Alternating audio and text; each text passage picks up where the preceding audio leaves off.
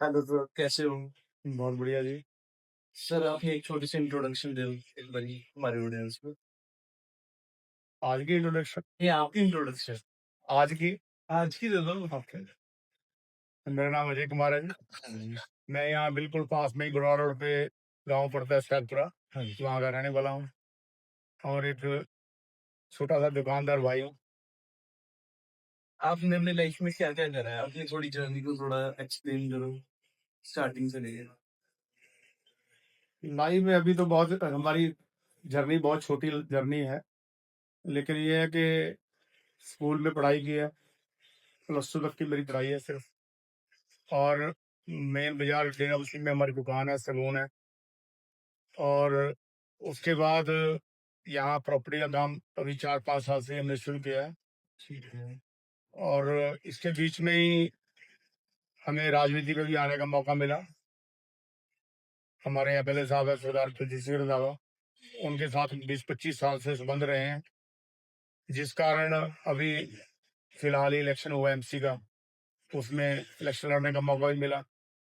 और हम आज काउंसलर हैं, आपकी दुआओं से, लोगों के प्यार से और एमएलए साहब के आशीर्वाद से ऐसा संभव हुआ। आपका सबसे बड़ा जर्नी का टर्निंग पॉइंट क्या था? जहाँ से आपने इतने बड़े-बड़े शिफ्ट लिए लाइक प्रॉपर्टी में, इसके बाद आप राजनीति में गए। टर्निंग पॉइंट तो इसमें सबसे बड़ा तो ये जब कोरोना का समय आया, उसमें कुछ ऐसा हुआ कि जैसे मार्केट थी वो बंद हो गई, फोर्सली सरकार ने या पुलिस ने बंद कराई। तो फिर ऐसे लोगों से मिले कि क्या किया जाए। प्रॉपर्टी काम तो ऐसे निकले, हालांकि दुकान से भी थोड़ा बहुत कर लेते थे, कोई प्लॉट बेच दिया छोटा मोटा वो कर लेते थे।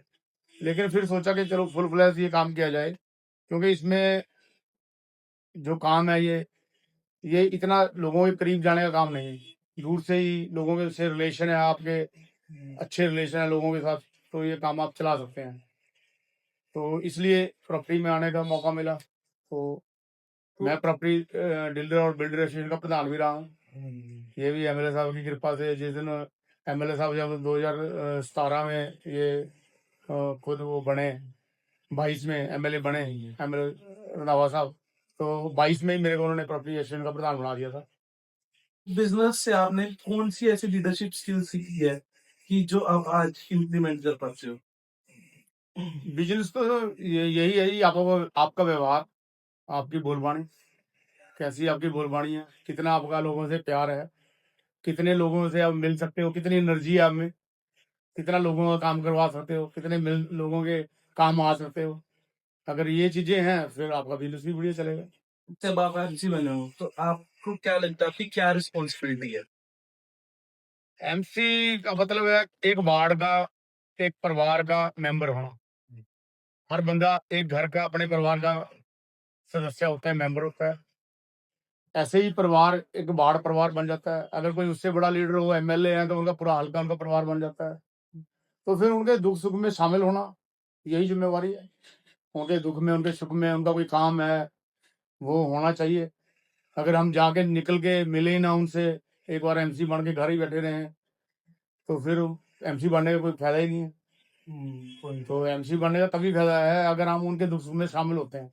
तो आपके हिसाब से एक अच्छा पब्लिक लीडर बनने के लिए क्या-क्या क्वालिटीज बहुत जरूरी है? बस यही जो मैंने आपको बताई कि ईमानदारी सबसे बड़ी चीज है। हालांकि लोग तो ये भी कहते हैं कि ईमानदारी कहीं पीछे रह जाती है, कहीं पैसा चलता है, कहीं कुछ होता है, कहीं ये होता है, कहीं वो होता है। लेकिन ईमानदारी एक बहुत बड़ी चीज है।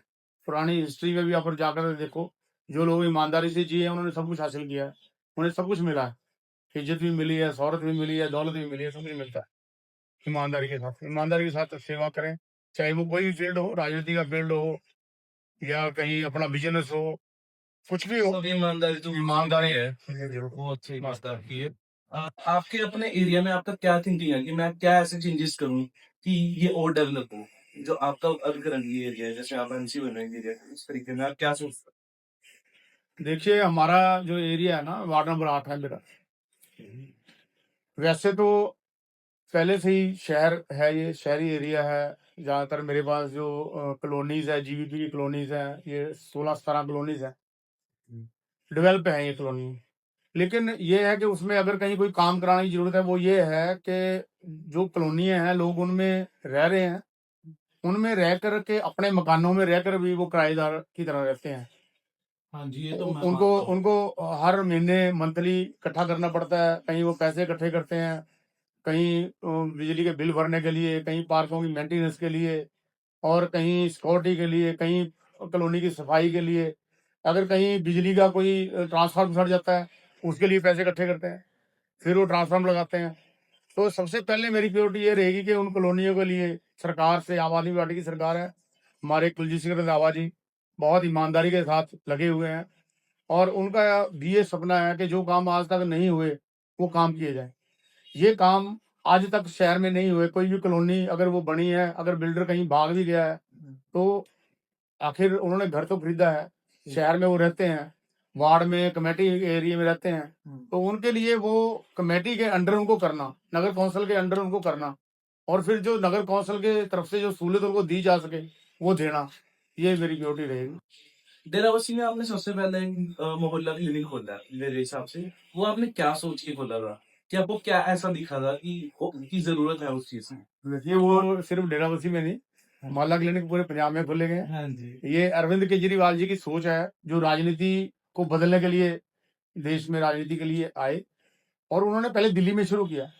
दिल्ली में मोहल्ला क्लिनिक ये खोले गए और लोगों को, आम लोगों को, जो गरीब लोग हैं, जो दवाई पे पैसा नहीं खर्च कर सकते, जो टेस्टों पे पैसा खर्च नहीं कर सकते, जो वहाँ तक पहुँच ही नहीं सकते, बड़े-बड़े हॉस्पिटल रास्ते में उनकी डेथ हो जाती है, उन लोगों के लिए मोहल्ला क्लिनिक खोले गए हैं। पंजाब में भी ऐसे ही खोले गए, जैसे दिल्ली में हुए थे।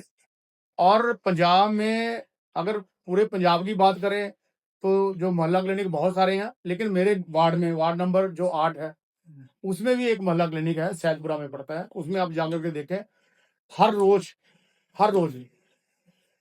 100 से 150 तक पेशेंट हर रोज़ आते हैं।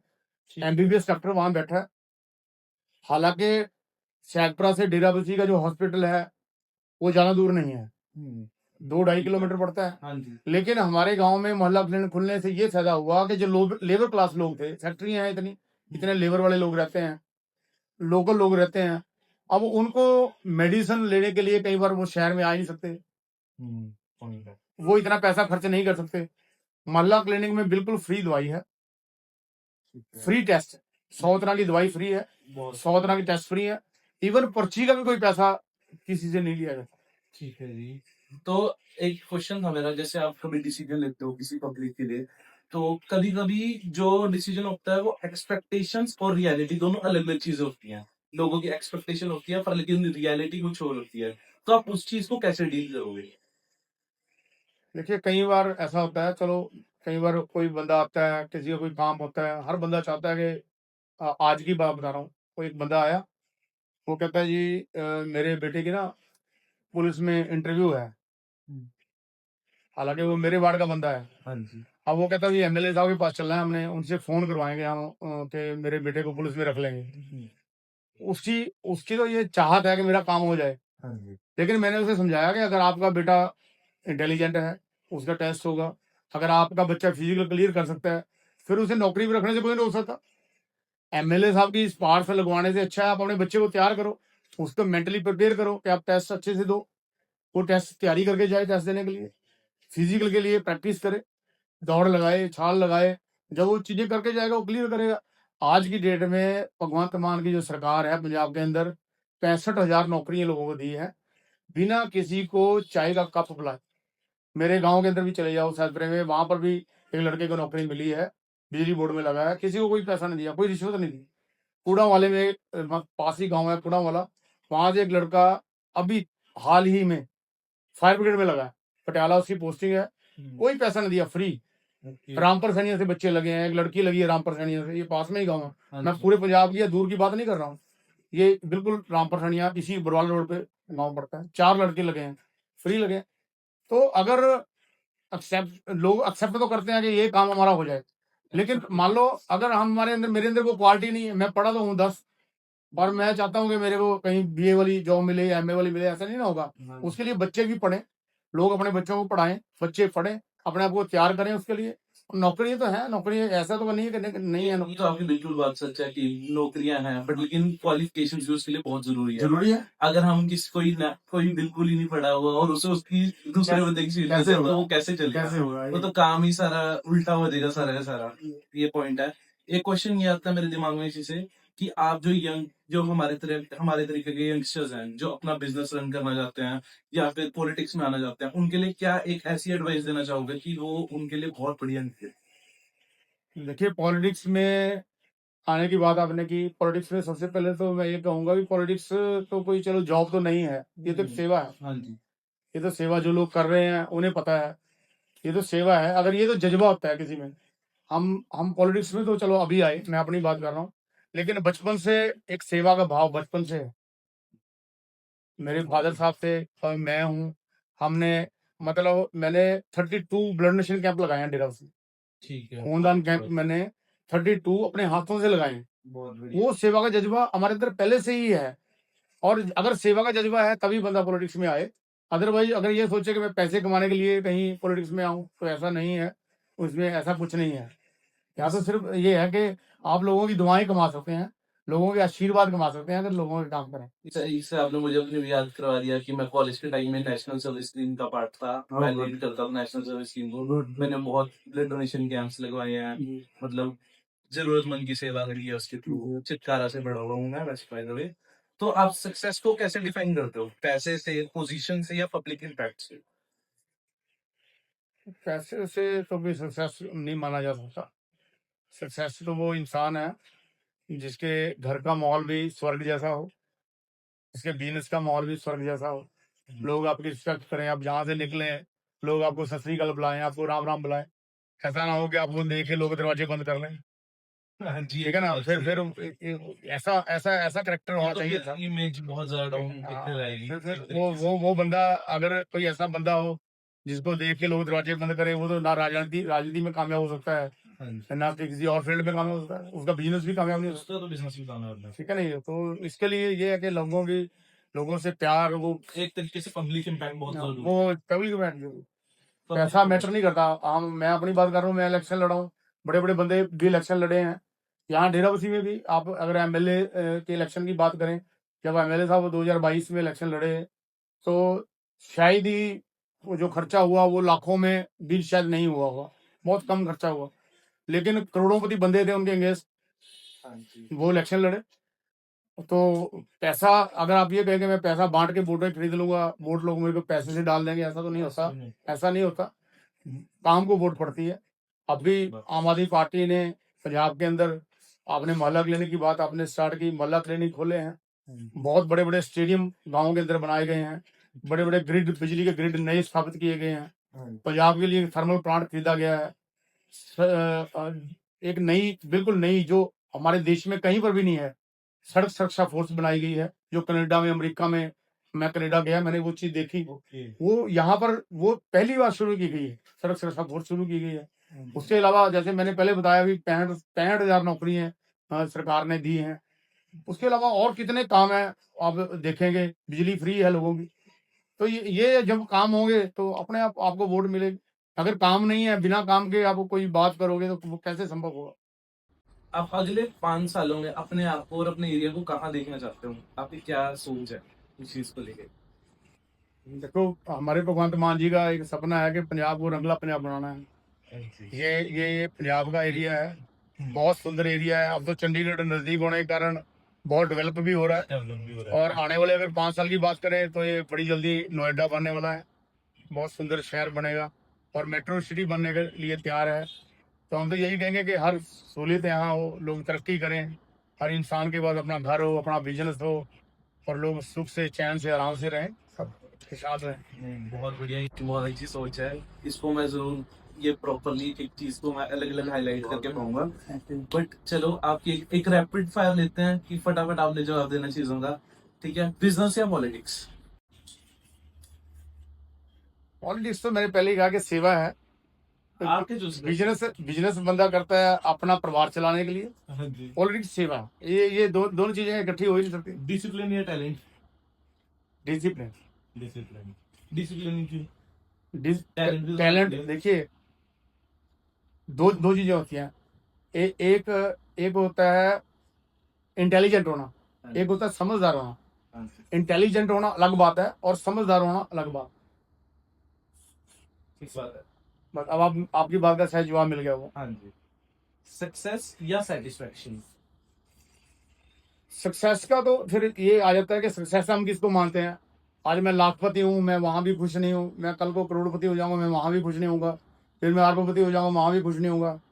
तो वो सक्सेस का या तो कहीं कोई लिमिट होती नहीं, ये डिजायर होती है बंदे की। डिजायर होती है। और ये डिजायर बढ़ती चली जाती है। साइकिल वाला बंदा सोचता है कि मेरे पास स्कूटर हो जाए, स्कूटर वाला सोचता है कार हो जाए, कार वाला कहेगा मेरे पास जहाज हो जाए, और जहाज वाला भी होने के बाद फिर वो कहेगा मेरे चांद पे प्लाट लेता हूँ, ऊपर चंद के ऊपर ठीक प्लाट बात होना है। चाहिए। ऐसा सोचता है ना बंदा। सही ये है। तो डिजायर है, ये तो बढ़ती चली जाएंगी। लेकिन जहां आपने जो बात पहले की, सेटिस्फाइड होना। सेटिस्फाई होना, अगर सेटिस्फाई इंसान हो जाए, कहीं पर भी हो सकता है, वो कोई लेवल हो सकता है। लेवल कोई भी। अगर अगर बंदा स्कूटर पे जा रहा है ना और वो सेटिस्फाई है, वो स्कूटर पे भी आनंद लेगा। अगर कोई साइकिल पे जा रहा है, साइकिल पे भी वो गीत गाता जा रहा है, आनंद ले रहा है, वो कहता है मेरे जितना खुश कोई नहीं है। हाँ जी, तो और हो सकता है बंदा कार में बैठ के भी खुश ना हो, एसी चल रहा हो, उसे अंदर से कहीं पसीना आ रहा हो, कार में बैठ के भी खुश ना हो। तो वो एक लेवल, फिर उसमें डिजायर तो खत्म नहीं होगी। लेकिन जहां आप सेटिस्फाई होते हैं, वो आपकी जिंदगी का बहुत बढ़िया वो मुकाम होता है। ये बिल्कुल सही बात कही आपने। एक होती है कि लाइक हम सेटिस्फाई हैं तो हमारे लिए दुनिया भी अच्छी लगती है। अगर हम सेटिस्फाइड ही नहीं है तो ऐसा लगता है यार ये वाली पोजीशन हमें मिलनी चाहिए थी, यहाँ पे हमें होना चाहिए था। और हर चीज हर बंदे के लिए नहीं होती। नहीं होती। एक क्वालिटी जो आपके हिसाब से हर क्या नाम है लीडर में होनी चाहिए? लीडर में तो क्वालिटी यही है जी, मिलने वाला हो, लोगों से मिले हर रोज मिले। हमारे पास जोगिंदर सिंह जी बैठे हैं, एमसी साहब हमारे, मोहाली रहते हैं ये। लेकिन ये हर रोज जैसे जॉब पर बंदा आता है ना 9 बजे मोहाली से, अपनी गाड़ी उठा के यहाँ जाते हैं, पूरा दिन शाम को 6 बजे तक यहाँ रहे ना, शाम को 6 बजे यहाँ जाते हैं। तो मैं इनसे बहुत इंस्पायर हूँ इस बात को लेकर के, भाई पब्लिक के लिए ये पब्लिक सेवा है, पब्लिक की सर्विस है, और अगर ये कर रहे हैं तो फिर बढ़िया है। एक बुक या कोई पर्सन जिससे आप सेटिस्फाई हो रहे हो, ऐसा कौन है जिससे आप सेटिस्फाई हुए हो एक्चुअली? आप उसको ये करते हैं, क्या कहते हैं, हम इंस्पायर होते हैं, जैसे हम किससे आप इंस्पायर हुए हो? देखो सर, हमारे एमएलए साहब की मैं उनसे इंस्पायर हूँ, बचपन से ही मैं उनके साथ हूँ। मेरा कोई ये नहीं कि अभी वो 2022 में एमएलए बने हैं, अब से नहीं। हम बचपन से, मेरे फादर साहब की दोस्ती थी उनके साथ, तो तब से ही मैं भी उनके पास जाता हूँ, आता हूँ, वो मेरे पास आते हैं। तो मैं उनकी एक्टिविटी देखी, उनके साथ लोगों का जो प्यार का तरीका, लोगों से मिलने का तरीका, लोगों के सुख दुख में आने जाने का वो जरिया, वो मैंने देखा। तो मैं उनसे बहुत इंस्पायर हूँ आज भी। अगर आप उन्हें एज एमएलए आप देख रहे हो, तो वो सुबह पहले 9 बजे अपने घर लोगों से मिलते हैं, 100 के करीब लोगों से घर पे मिलते हैं। फिर उसके बाद ऑफिस बने हुए हैं। पहला वो एमएलए है इस हल्के का जिसने लालड़ू में भी ऑफिस बना रखा है, डेराबस्सी में ऑफिस बना रखा है, जीरपुर में ऑफिस बना, तीनों शहरों में ऑफिस बने हुए हैं। 3 जगह वो बैठते हैं, लोगों से मिलते हैं। और उसके अलावा जो दिन के फंक्शन होते हैं, चाहे वो 10 फंक्शन हो, 15 हो, 20 हो, हर रोज वो भी अटेंड करते हैं। तो उनकी वर्किंग से हम इंस्पायर हैं, और हम चाहते हैं भी चलो हम भी ऐसे ही मेहनत करें जैसे हमारे एमएलए साहब कर रहे हैं। एक ऐसी लाइन बताओ जो आपको डिफाइन करे अपने लिए, खुद के लिए। लाइन तो यही है कि चलो हर बंदे ने मेहनत करनी चाहिए, ईमानदारी के साथ सेवा करनी चाहिए लोगों की, बाकी तो सब चलता रहेगा। बाकी एक बार कॉन्ग्रेचुलेशंस, आप म्युनिसिपल काउंसिल के लीडर बने। Thank you ji, so thank you so much. इसके बाद हम मिलते रहेंगे, हम और करेंगे इसके बाद चर्चा इस पे। धन्यवाद आपका भी, आपने समय दिया और बहुत बढ़िया लगा। धन्यवाद। Thank you.